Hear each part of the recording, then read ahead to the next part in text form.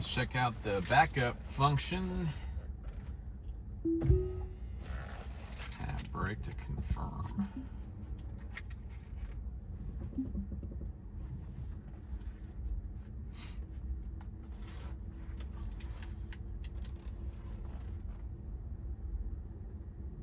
It's a pretty tight squeeze.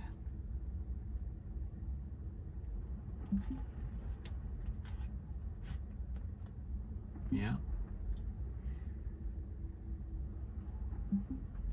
Very nice.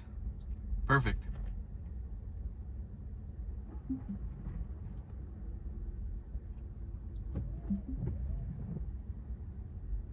I think I could have made that turn, but it was just being extra safe, which I don't mind. Not sure why it stopped right here. Being extra slow.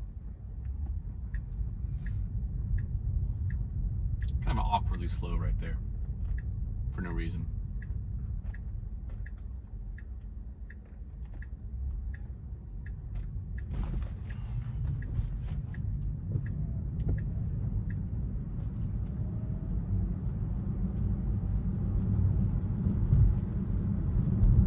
Still a little salty that it wanted to turn into the bike lane on that previous drive. It had a perfect record going in.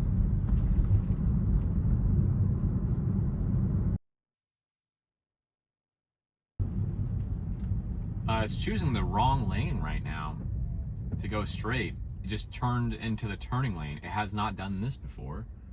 So there's definitely some pretty big issues to work out. Turning into the bike lane, now turning into the right only lane, which it was clearly marked and saw on the road.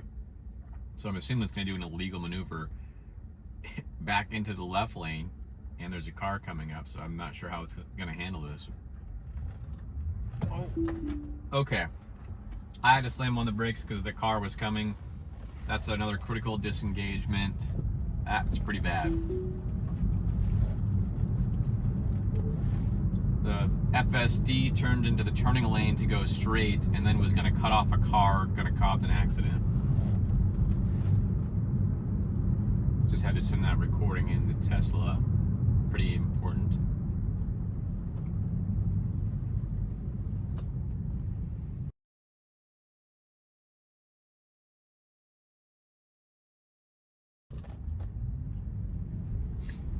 Okay, well I guess this is another big test. It has failed on this turn every single time. One, it doesn't read the no turn on red sign. I'm assuming it's going to be the same with this version. And it'll try to turn on red. Two, it does not keep into the correct lane with the two lanes going left.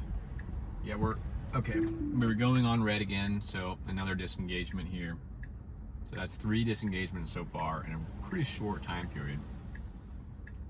Still plenty of things to work out in this version. I'm not going to turn it back on until we have a green light to go. Okay, now let's see what lane it chooses. Wrong lane again. We do get over in the correct lane, but I don't know why I can't just turn into this lane to begin with.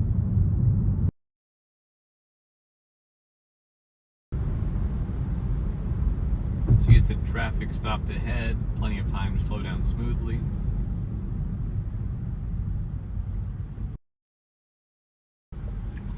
Now I'm curious to see how this on-ramp is. Usually it only goes 30 miles per hour until it passes this concrete area. Looks like we're going to get the same, about 30 miles an hour.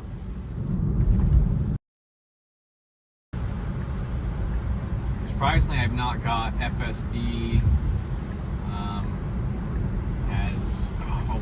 degraded because of the weather. I got that message all the time when it was raining before and water was spraying everywhere, and I haven't got that yet, so I'm curious if they made some adjustment on when it's supposed to notify us of degraded FSD.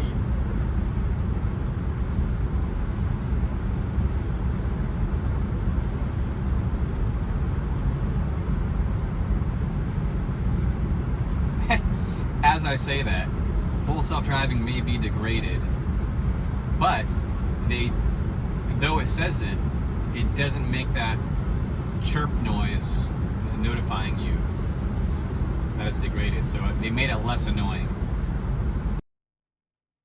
And now they just leave it up on the screen instead of just notifying you quickly and it going away.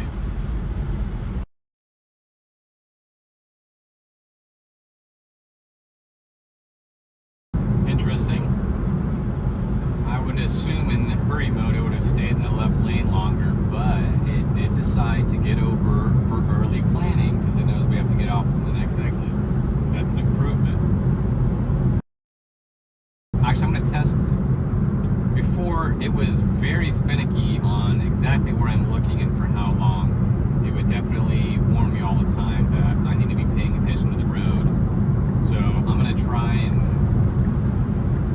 after we make this turn, I might start messing with the screen a little bit, maybe look off and see how sensitive it is. We'll probably get stopped at this light here. I doubt we're going to make the green.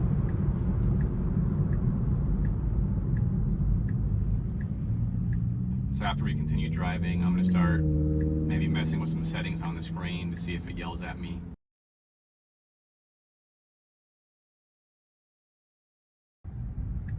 Alright, here we go. Let's start messing around. Maybe check out some music.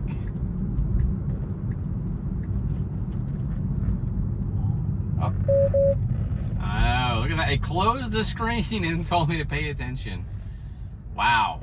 Okay, that's actually pretty annoying. Like, really? Let me try that again.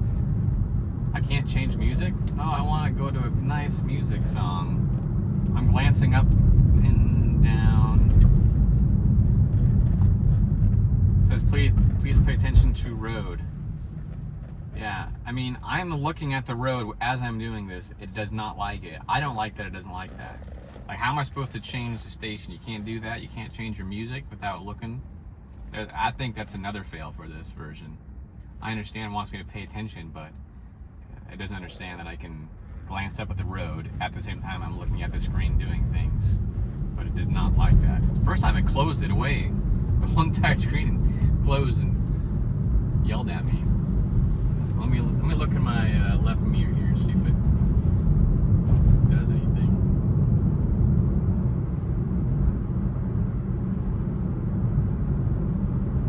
Doesn't seem to mind me checking out my mirror. Okay, we have a person crossing the road with some flashing yellows, and we didn't stop. Yeah, we weren't stopping. So there's another pretty bad disengagement. We got flashing yellows. There's a person crossing the road with their dog. We should have been slowing down for that, and we were not. We wouldn't have hit them, but that's not the point. You have to stop for someone crossing right there. There's definitely a lot of improvements needed in this version. They have improved from the previous version, but they've added some flukes in here. And it still stops at the stop sign where you can turn.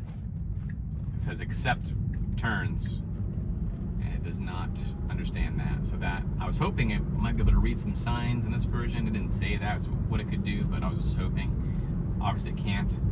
I don't know if it'll read the school zone sign that we're coming up to. It would never read this before and speed right through the school zone. Now there's no school in session now, it's holidays. But I'm curious if it'll read it. And it does not read it. So, it still says the speed limit is 35. The speed limit should have been 20. It doesn't know it's a school zone or school's off for holidays. On 2 trips, there's quite a bit of things I found wrong, so that's interesting. Definite improvements, but definitely has a lot of areas to improve on.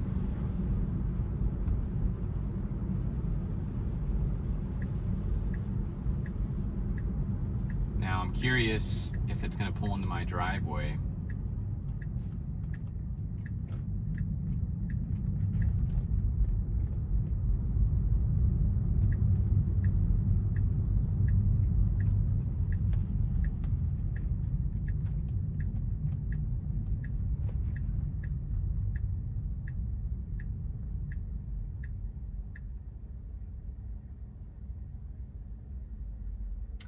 Doesn't look like we're gonna get a driveway parking job, which will be coming in the future. All right, thanks for watching, guys.